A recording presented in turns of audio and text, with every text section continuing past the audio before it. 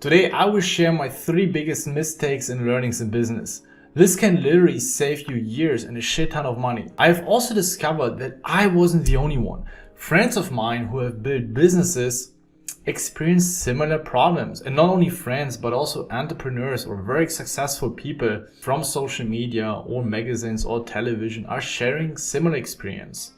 So you should listen closely and avoid those mistakes. And apart from those 3 tips I'm about to share, at the end I will also share the biggest epiphany I have learned when building my own business that will give you more confidence in creating your own business, providing a service or whatever it is. This bonus tip at the end will help you to overcome your hesitation and your fear of rejection or failure, or both. So let's just jump right into it. We all understand the importance of marketing, sales, product and service quality, innovation and so on.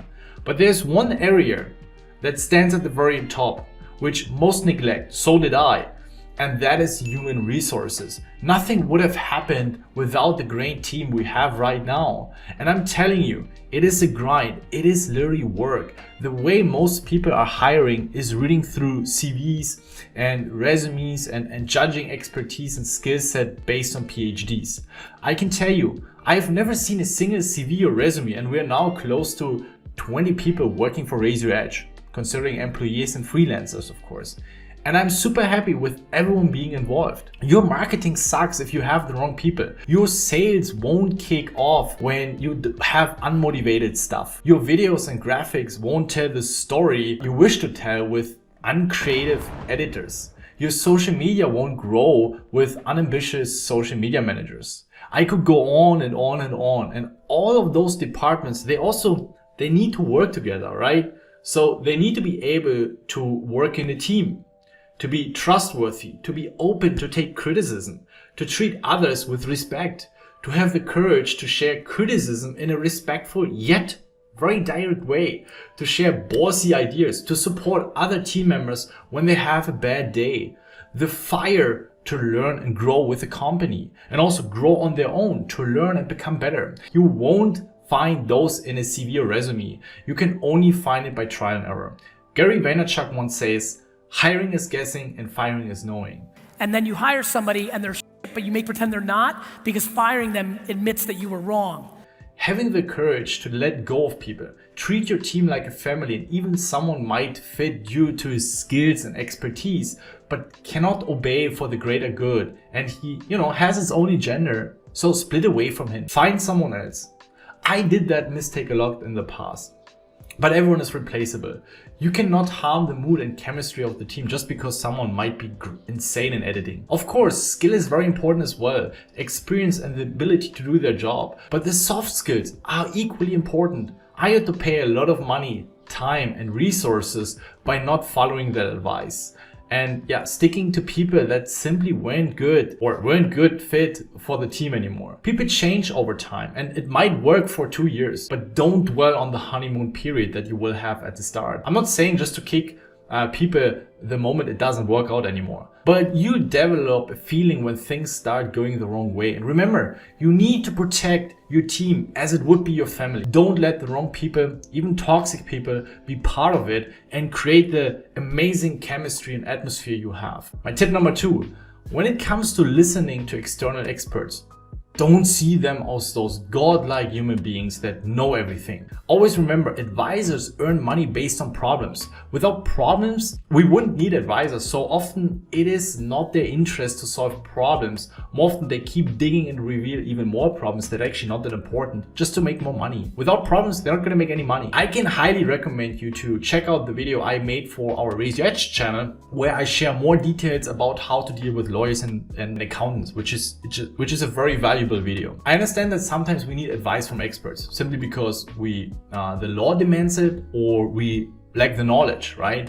So for example, taxes, therefore we need a tax advisor. However, don't just go to the first your accountant. Do some research, perhaps go to several or different ones and then decide. Get multiple opinions.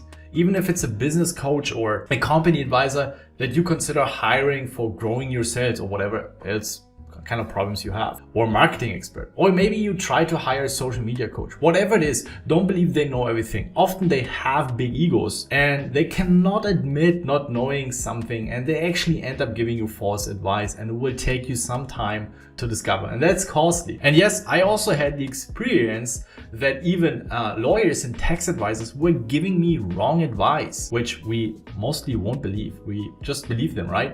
So there's a fine line between trust and monitoring. You can't check everything, of course, and there's always a little risk. However, you can mitigate that. So definitely don't run to the first advisor and let him do his thing.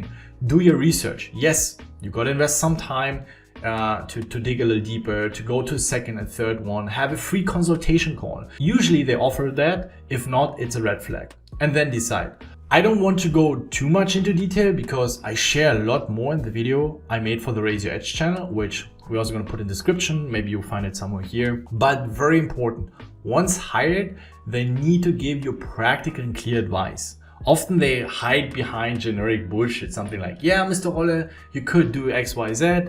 But it depends on ABC, so it really depends on the situation. That kind of bullshit. So it's their job to calculate the risks and outcomes and offer you options. And then at the end, you still gotta make the call. But you're not hiring someone to not give you proper and clear advice. If they cannot do it, then they have to tell you honestly at least. My current lawyer, for example, and business advisor, who I'm super happy working together with, he tells me when he's not feeling confident giving me advice, and he's totally okay not knowing everything. And he's not going to be charging me for some generic bullshit. There's, of course, exceptions for some very tricky situations, but you know when the time it is for those very tricky situations. But for the most part, it's not. Tip number 3.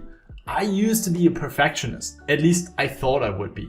I was just procrastinating, to be honest. This can have devastating consequences for your business. Waiting too long to release a product or service just because you want to have it perfect, this can turn out very badly. One of the most valuable resources are customer feedback. Intel like that can make the difference between a flop or the next big thing. If you wait too long, you're not getting any feedback at all. I'm not saying to release a shit product for the sake of getting feedback. Even if your product is in the alpha or beta state, you can still release it. It's all about communication and honesty. You can charge less or even release a super early product for a small audience that, gets access to your product or service for free, and you can gain feedback. I can highly recommend the book, The Lean Startup from Eric Ries.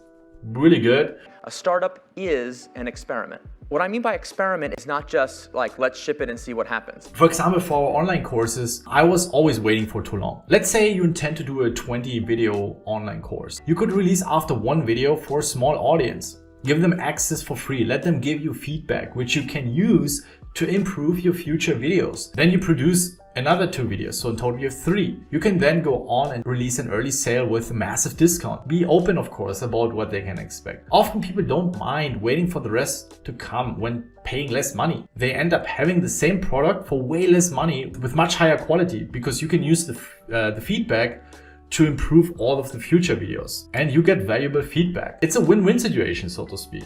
You could also wait until you made those 20 videos, not getting any feedback at all, not tailored towards the needs of your customers, and end up revising a lot of the videos once you've gotten the feedback from your customers and students, right? You need to understand they have different needs and request different content. You wasted your time making 20 videos that maybe actually nobody really wants. Again, here, there are of course certainly exceptions, right? That, for example, require very high standards and very high quality. But for the most part, it's not like that. And especially in online businesses, you can prove the quality of your services and products by following that advice. Get it out as fast as possible to get feedback.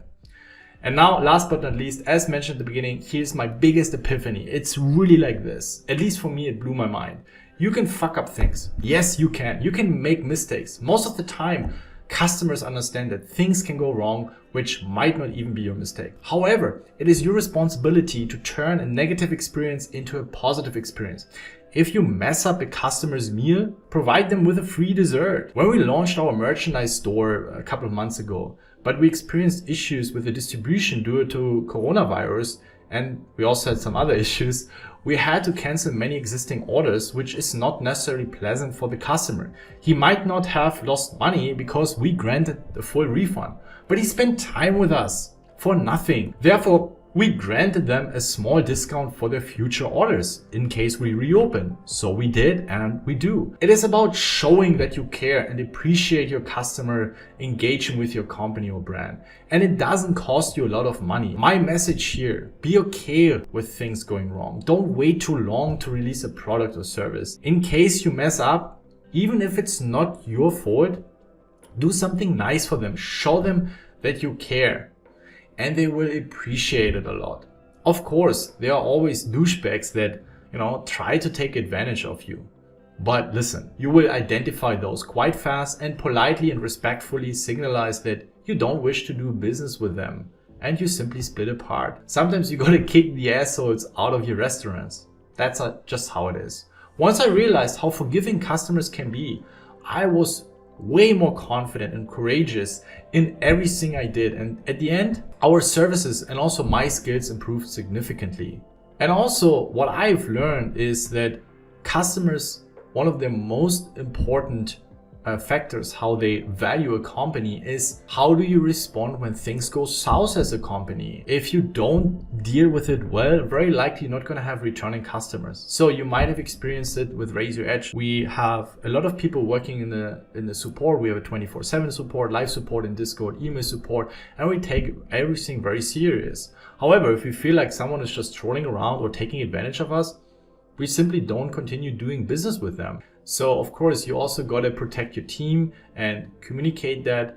But I'm pretty sure if you follow these advice, you're going to save a lot of money, a lot of resources, a lot of time, and especially a lot of nerves. I had to go through all of this, but it was a very valuable lesson to me. Share in the comments in case you're about to open your business or everything that you have experienced so far in business. What is it that you don't like when dealing with businesses? If you have your own businesses, what were your biggest learnings? I'm very intrigued to learn those. I'm always eager to learn more, and then see you guys in the next video.